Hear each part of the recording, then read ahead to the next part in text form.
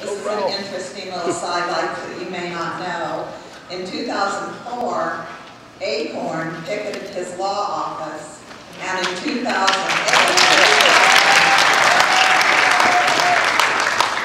Pat was actually sued by several Acorn affiliate groups. So you can now see why Pat is considered to be a preeminent authority on election and ballot integrity. Pat and his wife Julie reside in Albuquerque. Pat Rogers. Thank you all very much, or you could also see why I have gray hair. We have a panel here today, and Harvey has only given me a short amount of time for two very important topics, and he only gave me a short amount of time because as lawyers he feared that we were going to charge him by the hour. And so we're going to try to talk fast because we have some very interesting panelists on this first panel as well as the second panel. But first let me introduce this first panel. David A. Garcia is in the middle here. David is an attorney in practice here in Albuquerque, New Mexico, and his law practice includes all phases of civil litigation before federal and state courts and administrative bodies.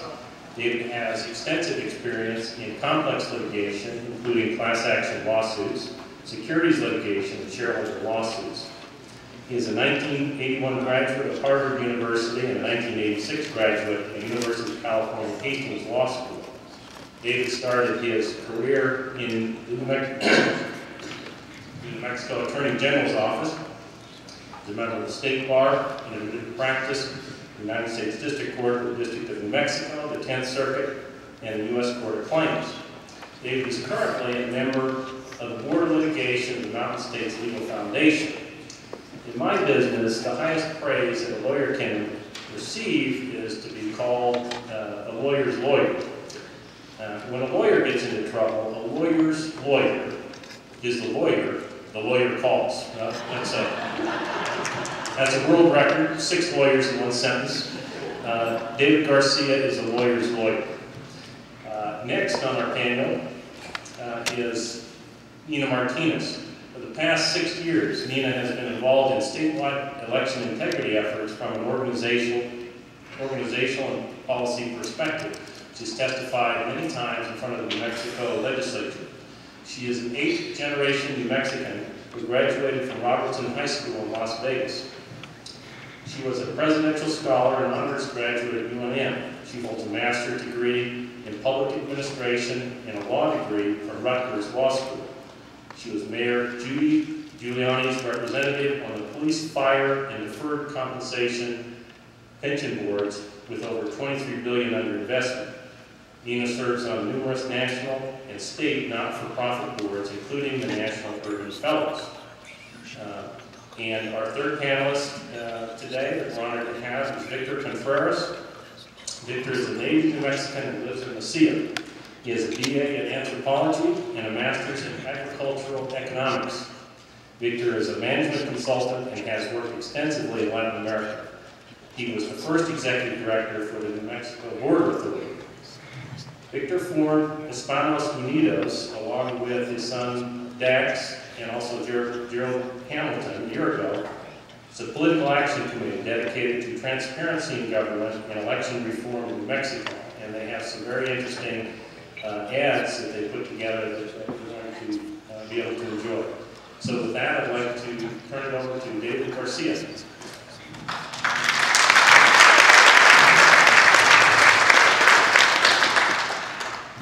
Thank you very much. I attended, I guess all of you attended the Jonathan speech a few moments ago, where he was discussing the term racism and how it's used as a club and sort of get out of jail free card when you don't have any good arguments. There's a similar term, and I don't know if this is applicable in other states, but it is applicable in New Mexico that we use here to beat each other over the head when we don't have other good arguments, and that is partisanship. It has become a dirty word to make people say, well, you're just doing this for partisan reasons. You're just doing that for partisan reasons. And when Pat and I have done election litigation, attempting to enforce voter ID laws, you know, keep Ralph Lear from being taken off the ballot illegally and that sort of thing. We're always hit with the partisan aspect of it. You guys are just doing this for partisan reasons. It's all partisan. Well, guess what? Voter ID and election integrity is not a partisan issue. I think that should be self-evident, but even if it's not, we've had polling results. Most recent I'm familiar with was attendant to the 2004 election, in which we discovered that in New Mexico, enormous majority of the population favored voter ID. I believe it was in the 80–90% range, regardless cutting across party affiliation, cutting across demographics. Everybody's concerned with that, and any charges that voter ID, election integrity, or partisan issues that are confined to Republicans is a myth made up by people that aren't Republicans. But making that myth up has been useful for the other side and the individuals that want to disrupt and cause issues in elections. There are a number of structural problems that anyone would face in designing an election system, and we've designed one here in New Mexico that isn't perfect. It's not anywhere near perfect. But running an election is a complicated thing to do. In our system, we have primary elections and then general elections. They have different rules, different ways of getting on the ballot, and different procedures that are followed. Primary elections in particular give great deference to the parties, give parties legitimacy, and basically make party politics possible. But having that aspect of it just as a practical, having that aspect of the election, part of the primary elections, in the same legal place that you have general elections, makes it difficult to administer the system. It's a binary system. It's not a very effective system due to complexity. In 2004, or prior to the 2004 election, Bill Richardson had signed a law requiring voter ID to be presented at the polls or at the time of registration for all newly registered voters. It seemed very clear in its face, and we discovered that the Secretary of State was planning to not enforce that law, and that the county clerk of Bernalillo County was planning not to enforce that law because of the directive received from the Secretary of State. And so we went off to court to try and get a very clear, plain law regarding voter ID enforced. The law was plain enough and clear enough that the judge enforced it with a temporary restraining order at the beginning of our litigation journey. This caused a lengthy trial. There were allegations of partisanship. There were allegations that there were people out there that could not get access to a single scrap of paper with their name on it, even though a utility bill was enough to satisfy the ID requirement. And on our side, there were allegations of thousands of registrations that the county clerk, a Democrat, had discovered that were seriously deficient, seriously lacking in any sort of air of legitimacy.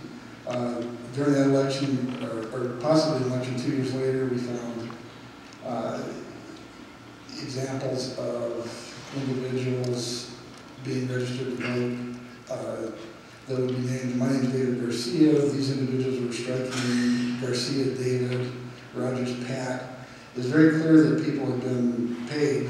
A lot of these were paid registration forms that were sent in, paid to provide these forms, and had gone simply to the phone book, having a lack of imagination, and had provided names from the phone book without even switching them around. What concerns me the most, and what has concerned me over time, is the indifference, the lack of ability to get any attention to this problem by the authorities that should be enforcing the law. The judge, I believe, was concerned in an election case, concerned enough to enforce the voter ID law for a short period of time, but I believe there's also concern, everybody should be, that everybody would be allowed to vote, and over time, he was convinced with the help of a lot of very good lawyers that there may be some possibility that people wouldn't be able to vote, and essentially he set the law aside.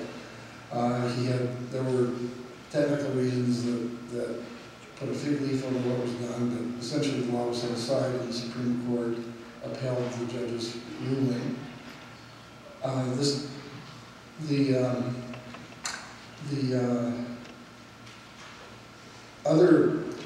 There have been other angles that have come up regarding voter ID, problems with voter ID, one of which was a crack bust. The crack house was busted during the 2004 election again, where crack was found and registration forms. That was, I believe, clearly an Acorn operation, and it elicited some attention from the county sheriff, but as far as the registration goes, all that happened was registration problem. All that happened was a series of press articles. In attendance in the 2004 election, I ended up representing the father of a 13-year-old boy who had been allowed to register to vote. That child had been, the registration of that child had been secured by a woman that worked for Acorn. And we knew the woman's name. We turned that information over to everybody. We could turn it over to the district attorney. I believe the U.S. attorney was advised of that as well. And nothing happened. It was indifference. There was concern that somehow enforcing this law was going to disenfranchise people. I believe that's an extension of Mr. Fun's race card, disenfranchising minorities, disenfranchising the poor, and so forth. We responded that anytime somebody is not allowed to vote, or somebody is allowed to vote, they shouldn't be allowed to vote, that vote will cancel out the vote of somebody that legitimately cast their vote. And that's a similar form of disenfranchisement. And in Mexico, given that we are rapidly, if not already, a majority minority state, majority Hispanics, that is a disenfranchisement of minorities more often than not. Unfortunately, things have not gotten better. The Bernalillo County Clerk's Office had made the Republican Party, the Bernalillo County Clerk's Office had, in response to inquiries from a candidate, made available voter registrations that were highly suspect, that had been submitted by Acorn, and this was attendant to during the registration period before the last election. The Republican Party investigated in a very, very mild way and was calling on public officials to do their duty, to issue the Attorney General. In fact, sent the Attorney General a letter with these registrations that were suspect. In response, the Attorney General, rather than looking at the problem of false registrations and election integrity and concerns of people being registered to vote that shouldn't be, the Attorney General instead deflected the matter by raising concerns that the the county clerk had erroneously not redacted some Social Security numbers off of the cards in question that were suspect. And instead of ever investigating this matter, the deflection was onto the party, and the party was called upon to explain why it had provided, or it was in possession of these registration cards, which had been obtained through a third-party candidate. It had obtained through a third-party candidate brought to the Attorney General's attention. That deflection was all that ever happened from this Attorney General, from Attorney General King. I happened to represent the Republican Party in that matter, And it was just very disappointing that there were no follow-ups, no concerns whatsoever as to the election integrity issues. The only concern seemed to be a deflection and a red herring regarding these registration forms that were hadn't been properly redacted. So things have not gotten better. It's been very difficult to get into his attention. This includes the former Republican Attorney General, or excuse me, U.S. Attorney David Iglesias. There's a complex long story that goes back that I won't go into here, but it is the indifference and lack of attention by the people that should be paying attention to it has contributed greatly to the problem. And again, it's just a matter of diligence, it's a matter of being aware that this problem is out there, it's still out there, it's not going to go away, we're going to have it in 1 year, we've got it going on now. Even if Acorn is on its heels at this point, there will be other groups, there will be other attempts to register people that shouldn't be registered, and the only thing that will ever solve this is public pressure to preserve the integrity of elections. And I'd like to introduce one person who is paying attention to these matters, Nina Martinez. Good afternoon. I want to just go through the importance of our state to, obviously not just New Mexico elections, but federal, national elections. We are one of 5 swing states. Since 2000, we're basically a split state. And national groups have swarmed into New Mexico to register voters in record numbers. We've seen thousands of volunteers come from out of state, out of New Mexico, to register individuals. And as you just heard David Garcia, and many times these are fraudulent registrations. We hear from the other side, well, and Democrats and independents, everyone, this concerns everyone. And you hear, well, no fraud has been proven. But it's very, very difficult to prove fraud. I'll give you one example. There was a young lady, she registered to vote. She went to vote, and someone had signed her name and fraudulently voted for her.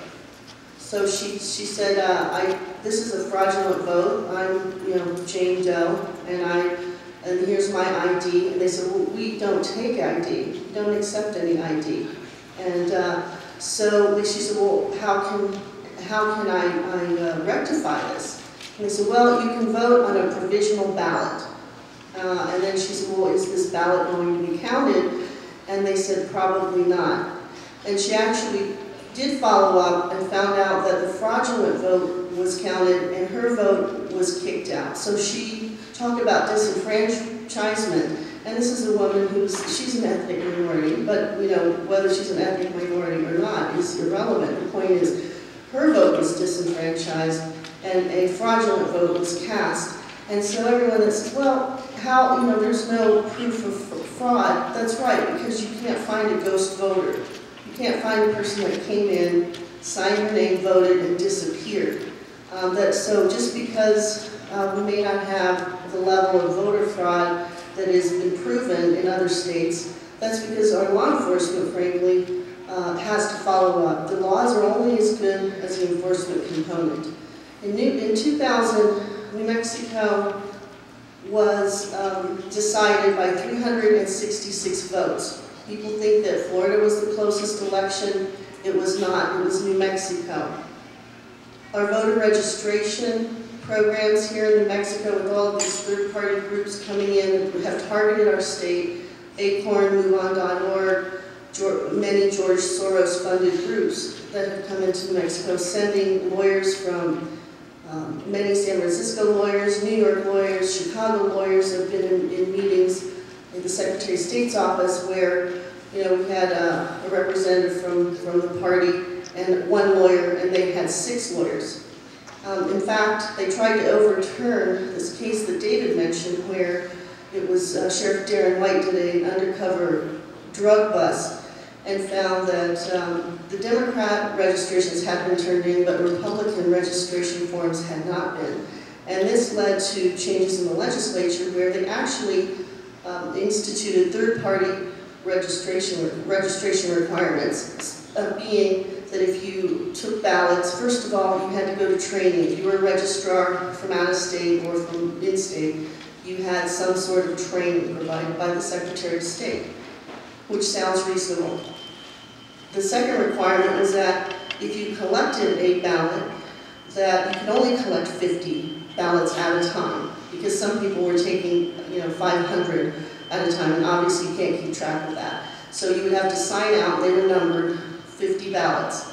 Another requirement was 48 hours that you had to return the voter registration form to the Secretary of State's office or the county clerk in your county, in that county. These are extremely reasonable requirements that were instituted by Democrats and Republicans. And what happened was then the groups decided that they needed high-powered lawyers from New York. So the Brennan Institute out of New York University Law School came to New Mexico along with 5 other groups with very benign and nice-sounding names like, People for Disabilities, handicapped individuals, senior citizens, versus the Secretary of State who had to enforce these requirements under the law that the legislature passed. So there, once again, the state of New Mexico then had this young lawyer going up against 6 high-powered New York lawyers making $400 or $500 an hour, but they were all doing this pro bono to fight these third-party registration requirements as saying they were racist, they were disenfranchising minority voters, and all the other arguments that they make on a regular basis. So this is the type of work that we're engaged in on an ongoing basis. Another thing that we have to work on always is an administrative challenge to the laws that are on the books, such as the definition of the word vote. I mean, it seems clear what the definition of the word vote is, but there were efforts this past session to actually, this past election cycle, to actually change that definition administratively and to add all sorts of, well, if there's a pen scratch up here, then it's a vote, and if you're, doing something and then that's your intent. So those are issues that we have to deal with with provisional ballots. And so this is an ongoing struggle. Next, I'd like to introduce Victor, who has some ads that he'd like to show. And Victor hails from Doniana, which recently featured a lawsuit and the actual successful conviction of a fellow who, as it turns out, decided that voting once was not enough, that what he really needed to do was vote once in New Mexico and once in Texas. And so with that, Victor, would you proceed with your ads? I'd like to bring your attention to a term that the panelists have been using, and I think it's another definition for racism. As a person in the trenches, I'll tell you, and mingling and talking to different people, because we want to hear all sides of the story. We're for voter integrity, and this about racism is disenfranchising.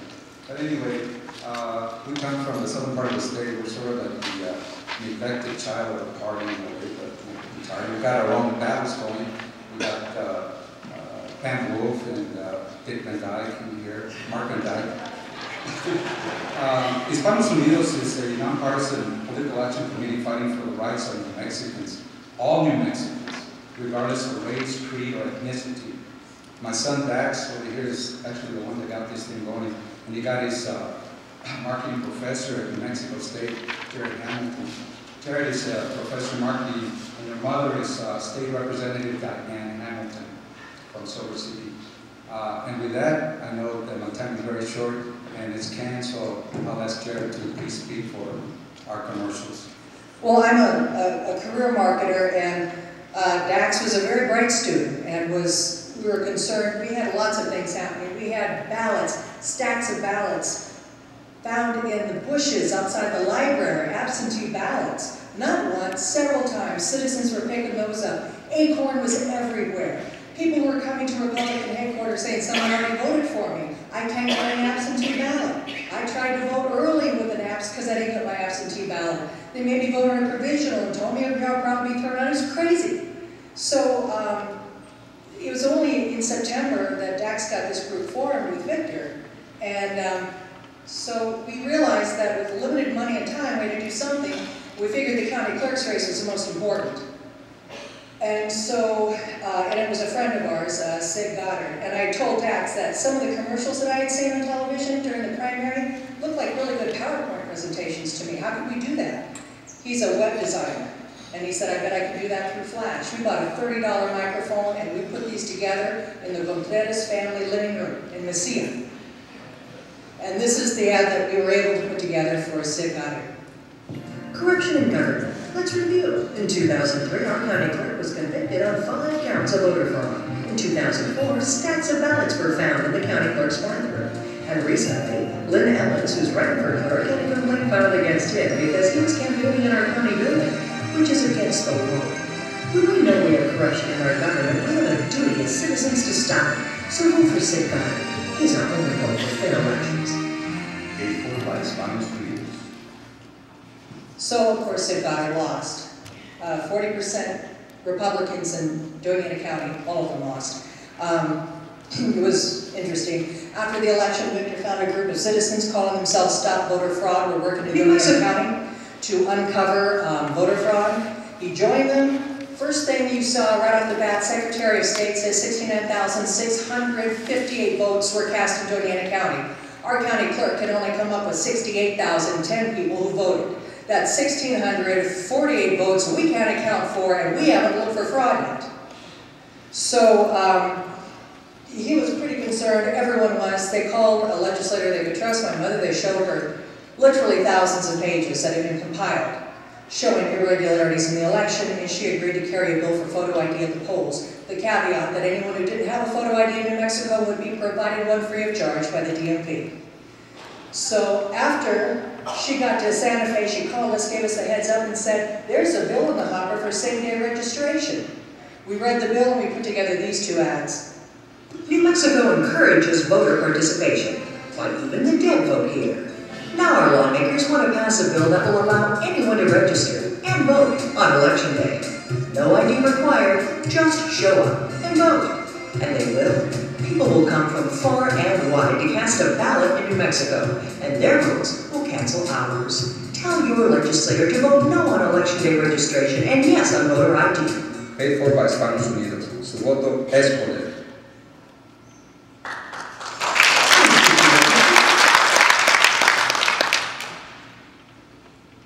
Stranger, store your vote. Well, New Mexico lawmakers want to pass a bill that will allow anyone to register and vote on Election Day. No ID required, just a name. Maybe even your name.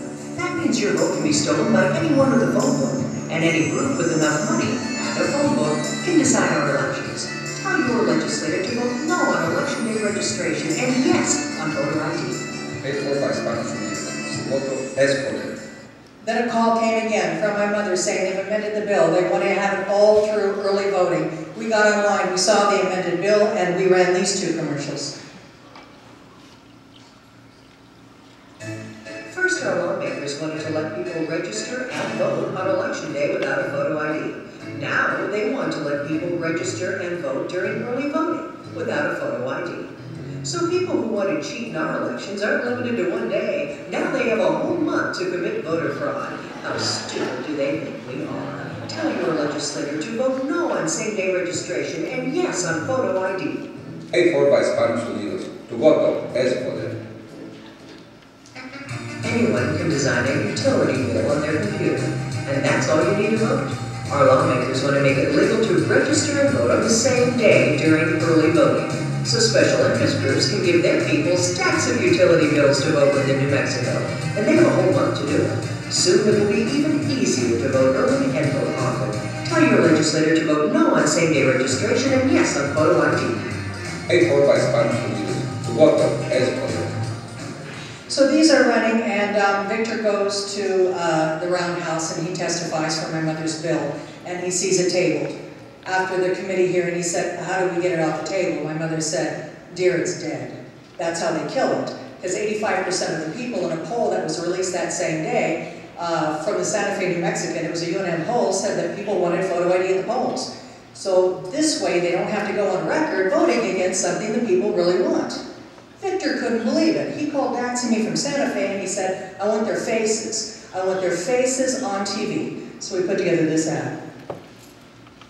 Attention New Mexicans. Are any of these lawmakers yours? You might want to give them a call. They just killed House Bill 591 requiring photo ID of voters. They tabled it in committee.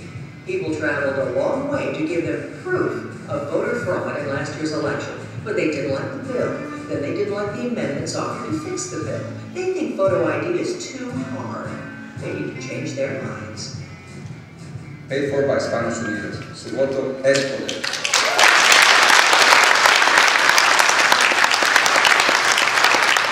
To my knowledge, this had never been done before, that people had been called out for their committee shenanigans. So we ran that, and then at the same time, a resolution was entered in the Senate that would allow people to vote, Resolution 17, on whether they wanted photo ID at the bill, at the polls or not. So the initiative was resurrected for a short time, but never made it out of the Senate.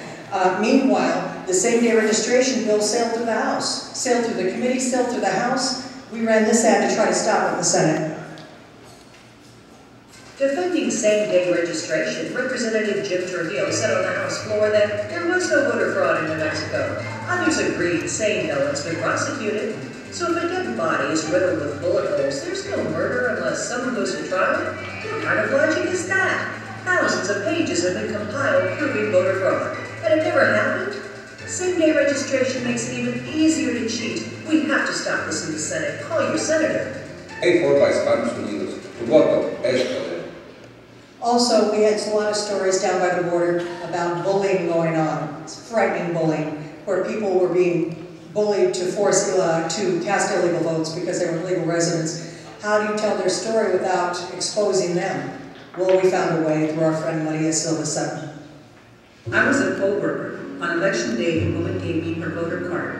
She said she wasn't a citizen and didn't want to break the law. She told me people had come to her house and threatened her. They said they'd call the police if she didn't vote. This woman came forward because she has a green card. What happened to people who don't have one? Political groups will continue to terrorize those with no voice, as long as our government makes it so easy to cheat. A message from Hispanos Unidos. All of these spots were run on Comcast cable. That's all we could afford. After the session, the only thing we were able to do was to keep the bad bills from going through. A perennial absentee voter status, where you just get an absentee ballot in the mail, whether you wanted one or not, the rest of your life and beyond. We killed that. That got killed. So did same-day registration. It never got to the Senate. And there was that. Afterwards, the local Tea Party came to us and asked for our help, so we ran this ad for them. Trillions of dollars were spent by our government in a day. Billions going to big corporations, millions going to CEOs. That's our new law, and no one in Congress bothered to read it. Now that is taxation without representation. Come to a tax day tea party on April 15th at 6 o'clock at Johnson Park. This is a non-partisan protest. It doesn't matter who you voted for. None of us voted for this. Paid for by Spanish Unidos. Su voto es poder. At this point, we realized, thank you, that we really had we realized that we had a lot to do, and so far we still only have one legislator on this, and that's my mother. She was being attacked, and so we put together, Dax put together this ad. It's been run in her district. We'd like to run it statewide. We're still raising money. We salute the citizens of Grant and Sierra counties. Your representative, Diane Hamilton, was asked by citizens in Doña Ana County to help them fight election fraud. They had no money. They couldn't even vote for her. But she carried a bill for photo ID at the polls. After it was killed, she stood up on the House floor and continued to speak for election reform. Diane Hamilton transcended politics for the people, and you elected her. Thank you. Paid for by Spanish Unidos. Su voto es poder. And we have, I think, 1 minute left, and we do want to tell, we've got testimonials. We hope you'll join us, and we want to show you this one ad. We're trying to raise money for it. Esteban. I'm a college student at New Mexico State. I was excited last year to vote in my first election. But on election day, I was told I had already voted. I said that wasn't true. So they let me vote on provisional ballot. After the election, I got a notice that my provisional ballot was thrown out. So my vote was stolen, and I'll never ever return. Join us. Tell your legislators we need photo ID at the polls, because next time, the vote that's stolen could be yours. Hey, por my Spanish Unidos, tu voto es poder. We have people backed up who want to come forward and tell their stories. We've got affidavits this high. We will put the ads together. We need money to run them. We need you to join us. Because no matter what you think of everything else going on here, if we don't start with this, how we fight anything? So please join us. We have petitions. We're trying to get 100,000 signatures calling for photo ID at the polls. Please get one. Make sure you sign it. Give us your information. We'll put you on an email list. We have CDs of the commercials. If you think you can get others to join us, take a CD. Put it in your friend's computer. Show them what we're doing. If we don't do this first, if the state becomes even less responsive to its citizens and never has to answer the people because of election rigging, then it's over. And no amount of money in the world is going to bend the will of such a powerful state. So please help us. We're working now. Start with us first, please. Hispanos Unidos, we'll have these outside of the break.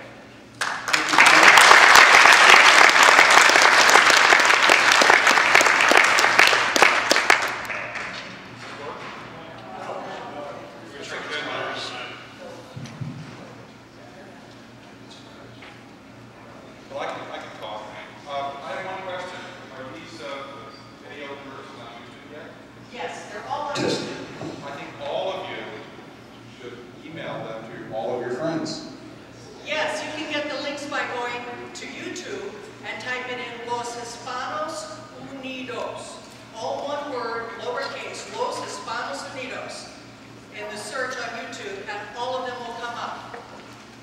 Thank you very much. I just want to tell you, I just want to say one quick thing. I've been speaking or reporting on investigating voter fraud in probably 35 states, and I have never seen better commercials than that.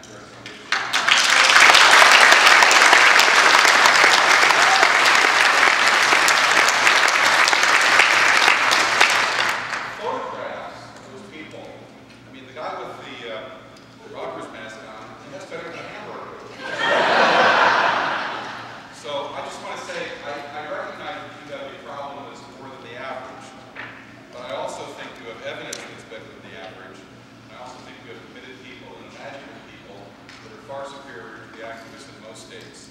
So I recognize the challenge in front of you, but I also recognize you have very good people exercising about this. So I encourage you, because just remember, Acorn showed, if you try hard enough and you press your hard enough, eventually they'll make a mistake big enough, you can drive your truck through it.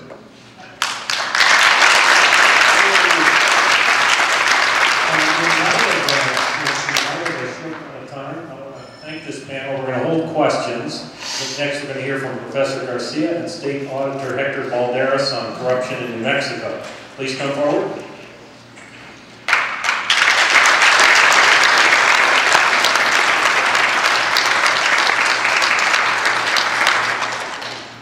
There'll be plenty of time for questions, and in particular, Dax will hang around as long as anyone has money to give him.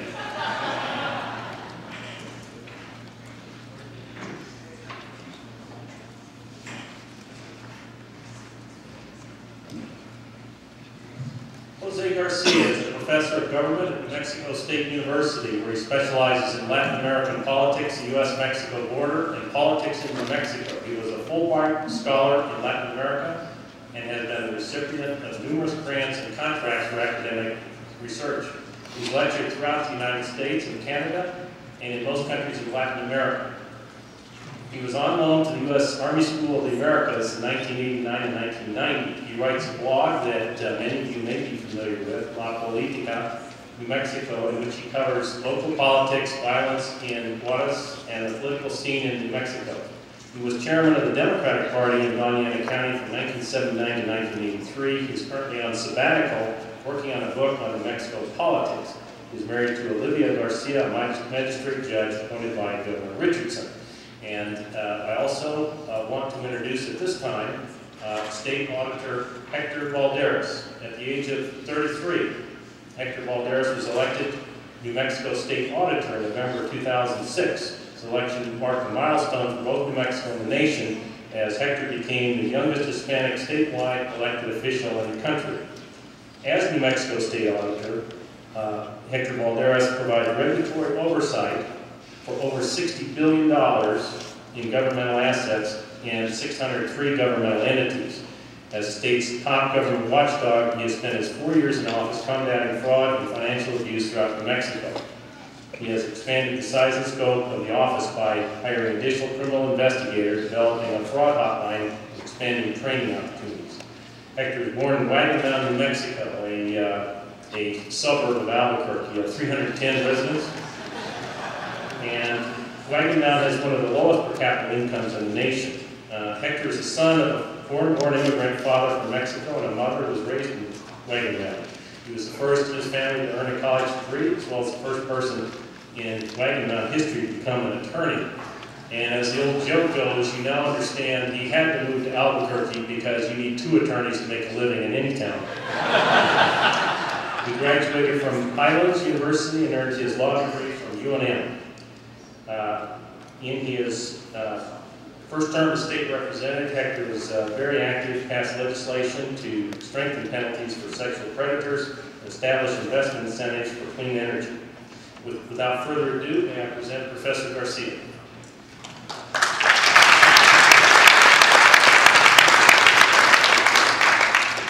Thank you, it's good to be here. And I thought that in the interest of time, what I would do is start out by just listing some of the recent cases, scandals, of corruption in the state of Mexico.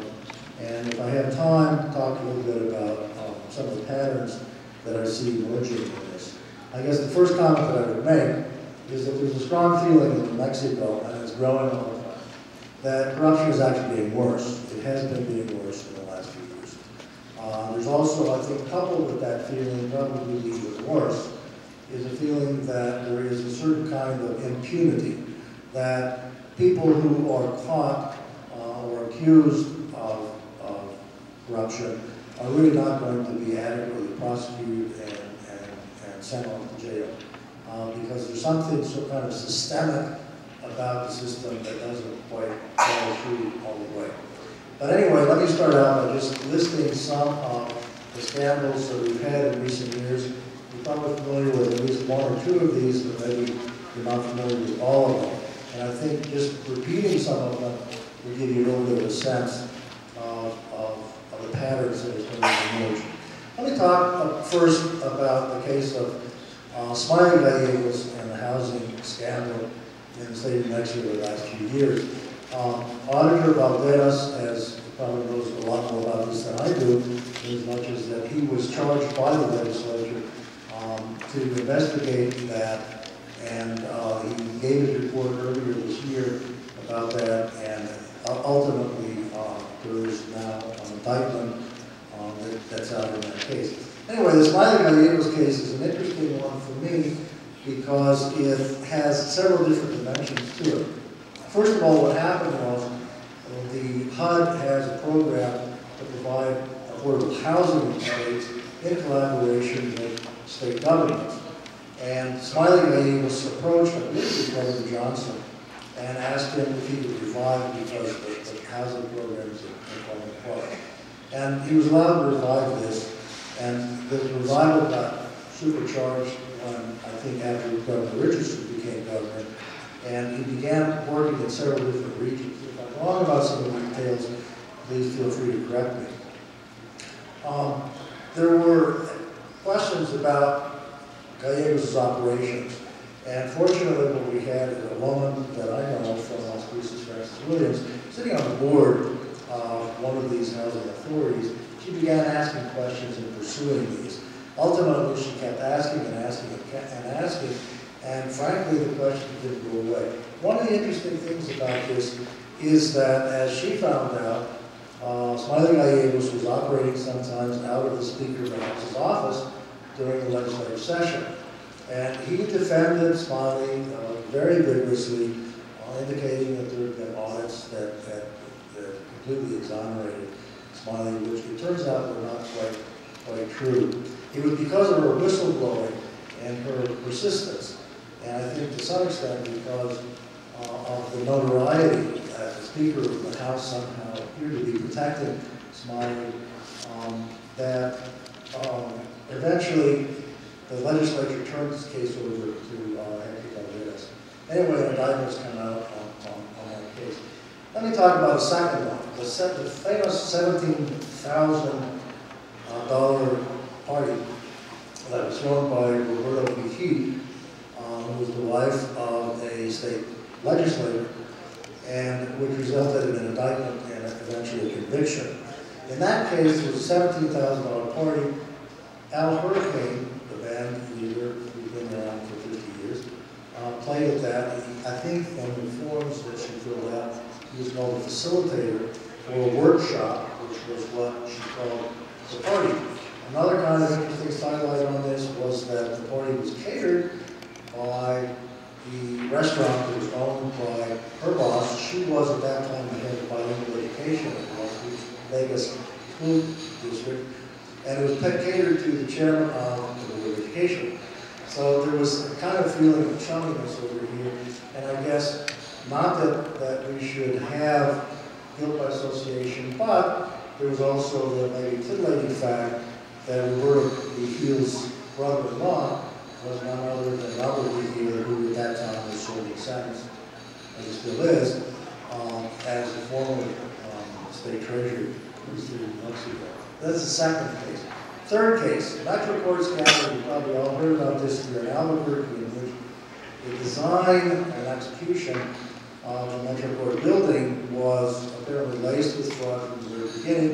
The architect was involved in planning for adding vouchers and misleading people about the costs of that building. Eventually, it brought down none other than Manny Aragon, who was the president pro tem of the Senate for many years, as well as Mayor Ken Schultz.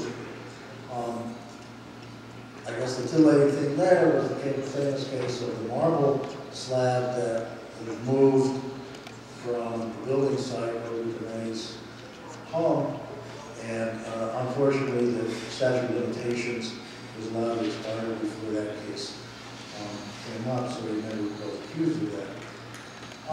Let me talk about another one, also close to here, that you're familiar with this famous Sandoval waterfall scandal.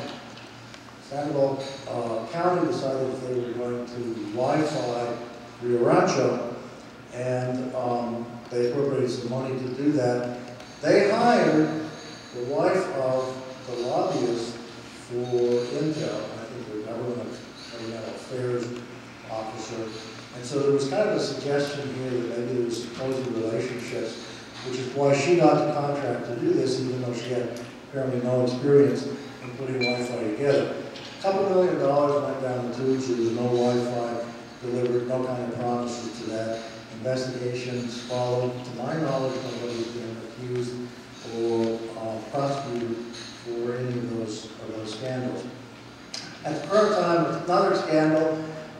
This is an accusation, and it has yet to be tried.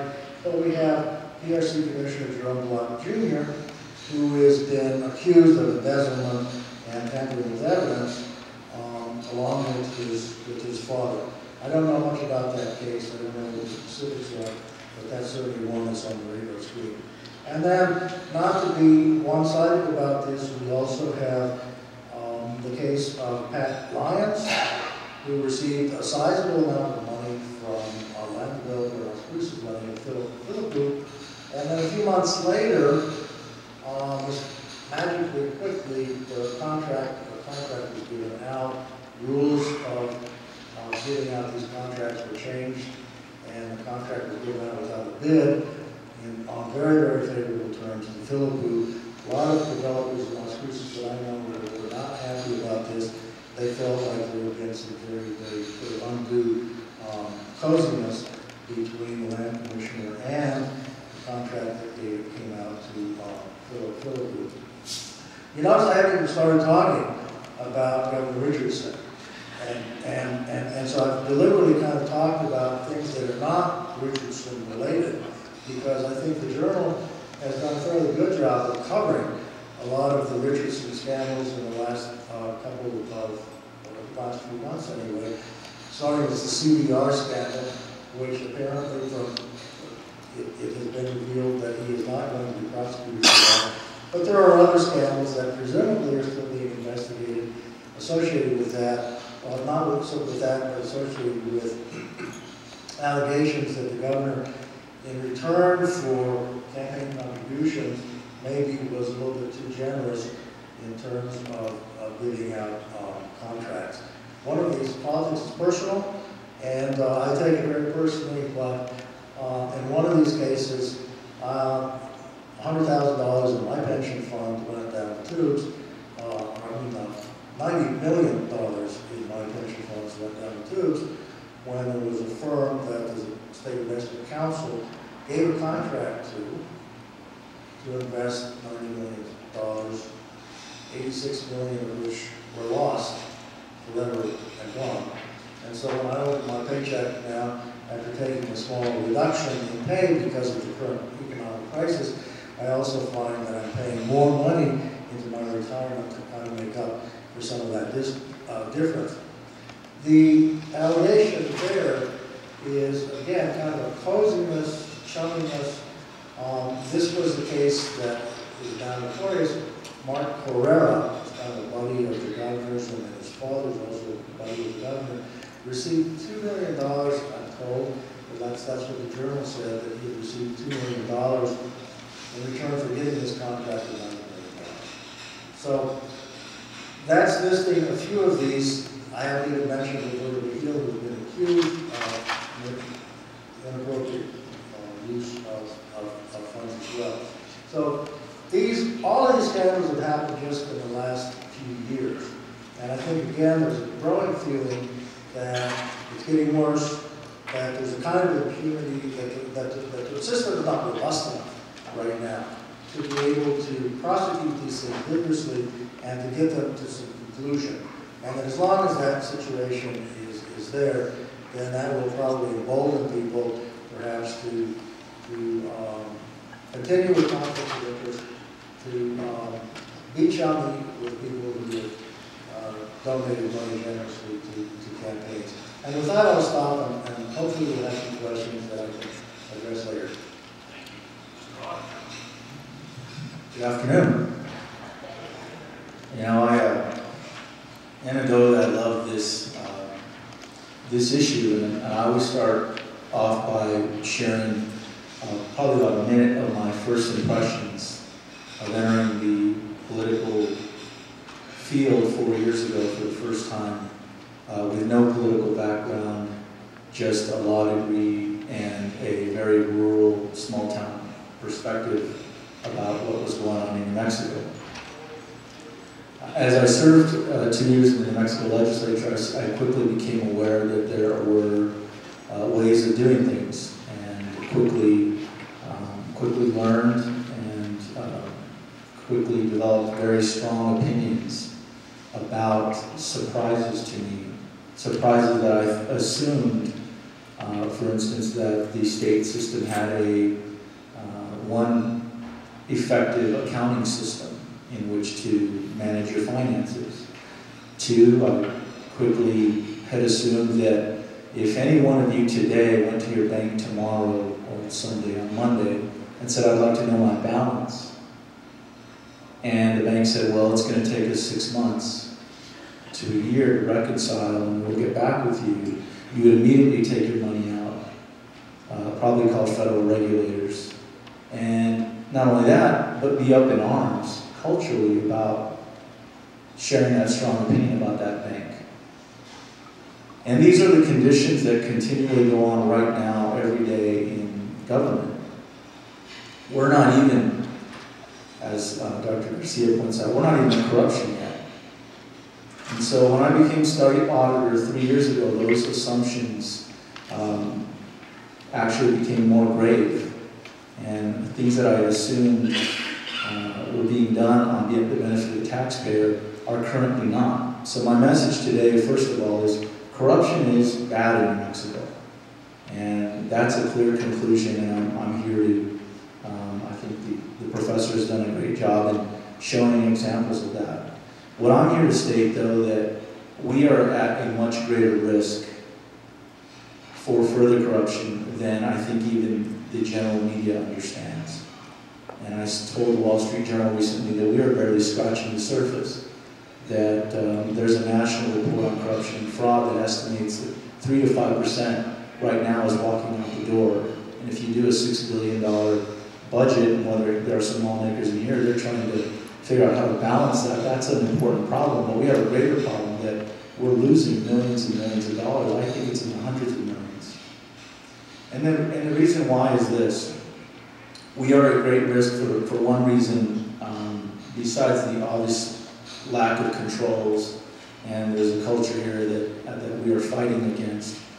But corruption takes on 3 forms in government, and I didn't know this up until 3 years ago.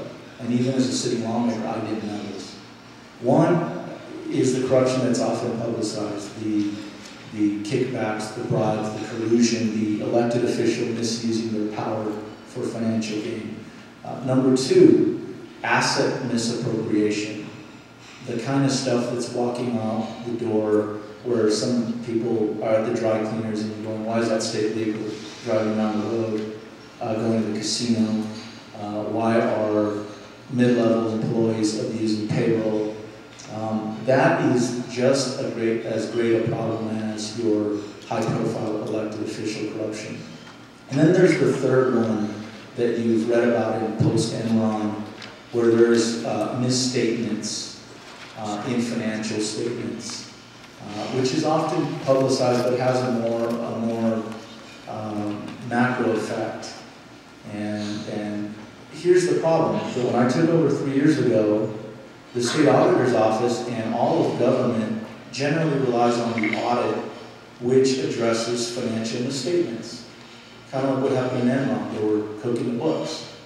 And there's not a direct loss, it's a larger loss to shareholders. And the state auditor's office has been directed for many years to focus on a financial audit report.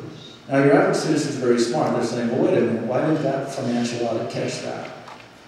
Why didn't these reports, if they're getting annual audit, why aren't we catching fraud? Well, that's the problem, is they're focused on financial misstatements. And that generally occurs in the corporate world. So I'm not, and here's what's sad, I'm not a CPA. I'm figuring this out as we go. And for me, from wagon down, it's starting to go, well, why aren't we focused on fraud? In terms of why aren't we focused on political corruption? Why aren't we focused on misappropriations of assets? We're not going to stop corruption. And the average citizen knows we're not stopping it very effectively because they figured out that we are targeting the risk areas without any logic or common sense. So I'm in a big fight to try to reappropriate our focus. And when I pulled in the Sandoval broadband, I used subpoena authority to pull billing statements. There was a culture there that said, well, you're not supposed to be here. We already had a clean financial audit. And that's really what goes on in the field. So just a couple quick suggestions on how where I think we need to go in terms of combating this type of corruption. First of all, small agencies are at risk more than larger agencies. And New Mexico is a rural government of many small agencies. What happened in Regional Housing Authority was that they were a small government without any expertise. And so the ability for people to collude and take advantage of the system were there. There was a lack of oversight. On the front end, we were giving money to entities that probably weren't even balancing their books and submitting timely audits. I think that something citizens can do is start pushing for what's called an obstruction of audit law, that is a fourth-degree felony or a minimal misdemeanor. The minute I ask for something and I get resistance or a political threat, or my window broken or a crank call, that should be a crime in New Mexico, and it's not. In fact, we don't even have an obstruction of justice. I believe it's on the federal level, but the citizens need to start protecting the independence of the auditor. Secondly, We have 4 fraud auditors, 4. And sadly, 2 of them I brought in. 4 fraud auditors to focus on the 2/3 of the risk areas that I just talked about. And I have about 14 financial auditors that are trying to get everybody annually audited. But I'm telling you, it's only 2/3 effective in terms of providing protection and insurances for you. We started a fraud hotline, but there should be a fraud hotline at every government in New Mexico. 55% of corruption and fraud comes from a tip, a citizen. Not a financial audit, not a manager. It comes from a citizen or an employee. So every school district, every county government, every municipal government should have a fraud hotline. I would hope that the lawmakers might statutorily mandate that, or that they have some kind of protection. How am I doing on time? No. 2 minutes, wow, to solve corruption. You only have to solve half of it. Dr. Garcia will solve the other half. Okay, great. Well, things that we're looking at, the state auditor's office may end up having to sue. We have a $2.9 million budget. If you compare all the statewide electeds, we are the smallest statewide elected office besides the lieutenant governor. That needs to change. We're projecting that at a minimum I need about 40 fraud auditors just to cover the 400 to 600 agencies that we regulate on a daily basis. We have 4. We're not even close to best practice if we get a call. You recently heard about the Jemez Valley Public School $3.4 million investment. It was happening right under our oversight, right under the financial auditors. And I'm wholeheartedly convinced that our budget needs to be tripled or quadrupled immediately. And I would hope that you get in the appropriations debate that as there's $6 billion being debated, whether you cut government, whether you expand it, where do you cut, that the state office of the state auditor has been traditionally underfunded. And I really think it's the story that hasn't quite been told in terms of this publicized corruption. But there is no way that 30 employees, 10 of them being contract specialists, should be asked to take on the type of oversight of 600 governments, and that really needs to change. And so I'm hoping that becomes a bipartisan issue in the next year, especially now that people are very worried about their pocketbooks. And so I'll defer my time, and thank you very much for this opportunity.